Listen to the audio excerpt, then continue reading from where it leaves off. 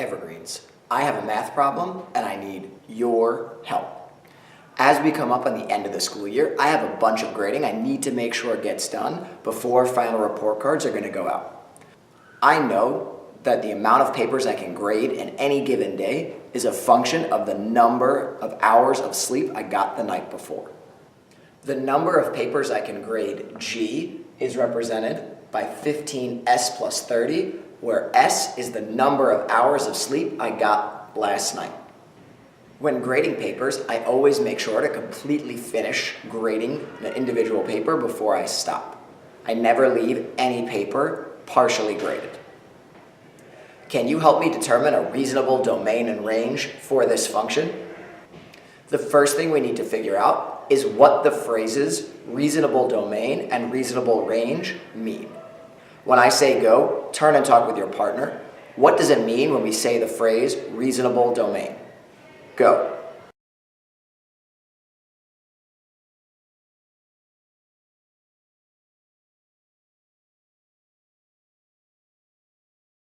And come back together in 3, 2, 1, time.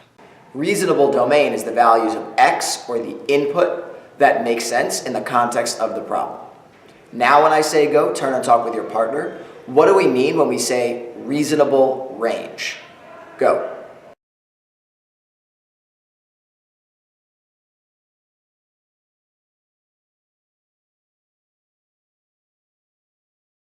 And come back together in 3, 2, 1, time. Reasonable range is the values of y, or the output, that makes sense in the context of the problem. Initially, I asked Ms. Madoff for help with this problem. Now, I thought a reasonable domain was positive integers. She thought a reasonable domain was all positive real numbers. Now remember, integers are whole numbers, and real numbers are all numbers, including fractions and decimals. When I say go, turn and talk with your partner, who is correct about the reasonable domain? Is it Ms. Madoff or me, and why? Go.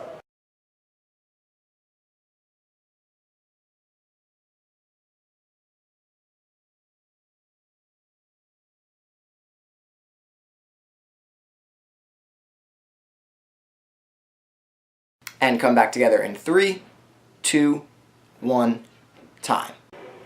In this case, Ms. Madoff is correct about the reasonable domain. Since our input is S, or the number of hours I slept, this does not have to be a whole number. I can sleep 2.5 hours, I can sleep 3.2 hours, I can sleep any decimal or fractional amount of an hour. Ms. Madoff and I also disagreed about the reasonable range. I said it was all whole numbers greater than 30. She said it was all positive real numbers. When I say go, turn and talk with your partner, who is correct about the reasonable range and why? Go.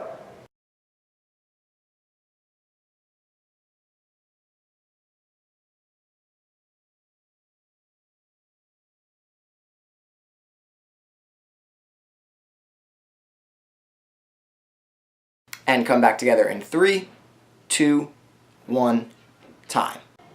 In this case, I was correct about the reasonable range. We know the output is the number of papers that I'm able to grade.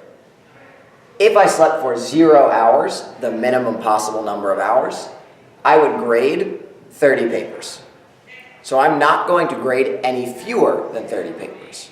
We also know that I never leave individual papers partially graded. That means we cannot have a decimal or fractional value for the number of papers graded.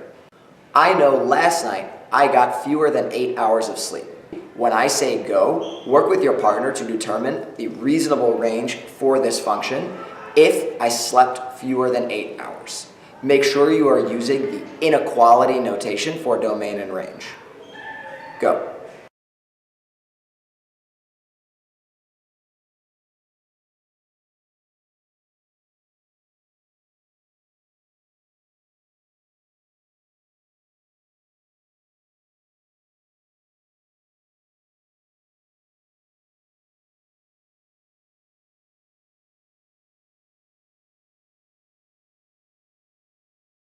and come back together in 3, 2, 1, time. What we should have found in this problem is 30 is less than or equal to y is less than 150. We know I could sleep 0 hours, so therefore I could grade only 30 papers. We also know I slept fewer than 8 hours, so I could not grade 150 papers. I would have to grade fewer than 150 papers. That's why it's 30 is less than or equal to y, which is just less than 150. We also need to make sure we include the fact that y is a whole number, because again, I don't leave individual papers partially graded. Thanks, Evergreens. I knew I could count on you.